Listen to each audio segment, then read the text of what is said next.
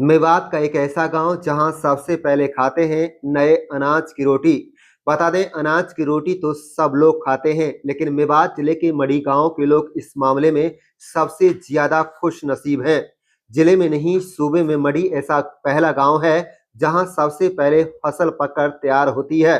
प्रदेश भर के लाखों किसानों के खेतों में भले ही हरी भरी खेती लहरा रही हो, लेकिन मड़ी गांव में तो गेहूं की फसल होली से पहले ही कटने लग जाती है। जब तक जिले व प्रदेश के अन्य इलाकों में फसल पककर तैयार होती है, तब तक यहाँ के लोग नए अनाज की मुलायम और चमकदार देसी गेहूं की रोटी का जायका ले चुके होंगे। यह परंपरा कोई नई बात नहीं है। यहाँ कई पीढ़ियों से गांव के लोग इसे देखते और महसूस करते आ रहे हैं। मेवात के नगीना खंड के गांव मढ़ी है, जहां गांव की आबादी करीब 3-4 हजार बताई जाती है। गांव की जमीन के लिए बरसाती पानी के अलावा कोई दूसरा चारा नहीं है। साल भर में इस गांव के लोग इस बार ही फसल ले पाते हैं। कई दशक का हरियाणा हो चुका, लेकिन इस खंड के करीब 66 गांवों को नहरी पानी से नहीं जोड़ा जा सका।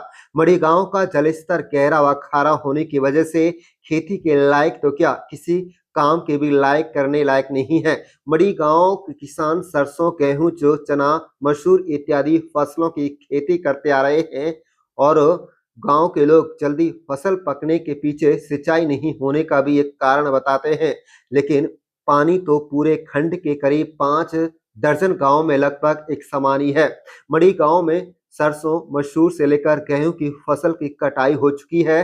सरसों तो जिले के अन्य गांव और जिले में काटी जा रही है, लेकिन गेहूं की फसल तो अभी पकी भी नहीं है, कटाई तो दूर की बात है। मड़ी गांव की क्या है खासियत, चलिए आपको बताते हैं। मड़ी गांव में सदियों पहले कोई भूखा प्यासा बुजुर्ग व्यक्ति आया था। उसने गांव के किसी व्यक्ति से खाना मांगा। ग्रामीणों ने उसकी जमकर मेहमान नवाजी की और खाने में देर नहीं लगाई।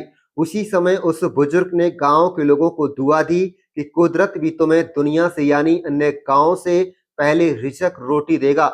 बस उसी दिन से मड़ी गांव में फसल सबसे पहले पकने लग जाती है और गांव के लोग सबसे पहले नए अनाज की रोटी खाने लगे हैं।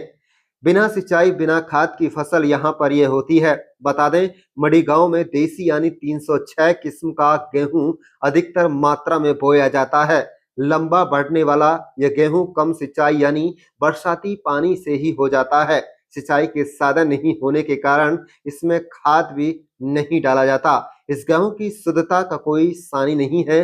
सबसे पहले नया और बीमारियों से मुक्त गेहूं मड़ी गांव की शान को बढ़ाता है।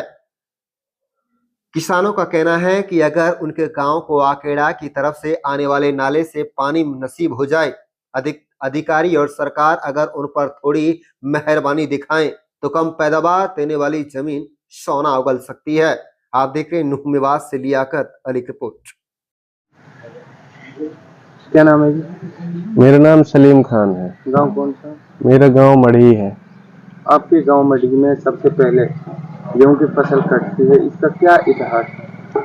देखिए, इतिहास हम जैसे अपने बड़ों से, पूर्वजों से सुनते आ रहे हैं और उन्होंने उनके बड़ों से सुना है, उन्होंने उनके बड़ों से सुना है, तो ऐसे ही सुनते आ रहे हैं। तो बताया जाता है कि कोई फकीर आया था और उसकी दुआ है, और कहने में आता है कि पहले जो बड़ी बूढ़ी थी, गांव की दादी थी, उसने उसको खाना तो खिलाया पर पानी नहीं पिलाया।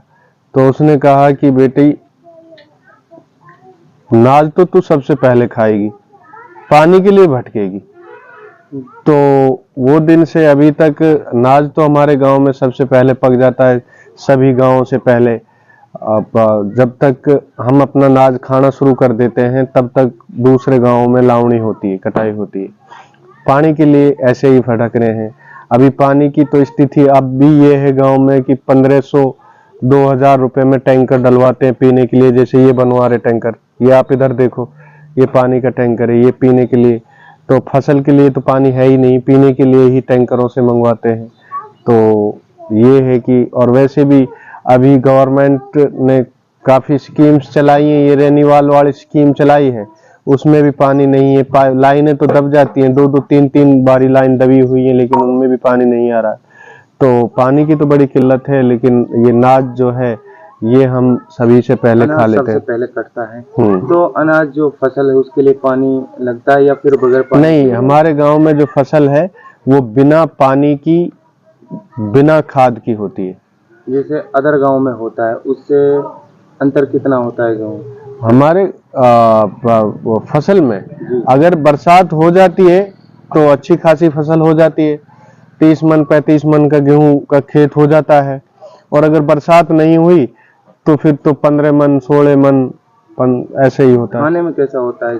खाने में तो बहुत ताकतवर होता है कि हमारे गांव का जो गेहूं होता है वो जल्दी से दूसरे गांव के जो लोग होते हैं, दूसरी जगहों के जो लोग हैं, वो इसको पचा नहीं पाते कि ये बहुत ताकतवर होता है, क्योंकि बिना खाद बीज का होता है ना, बिना खाद का और उसका पानी का, तो नेचुरल है ये।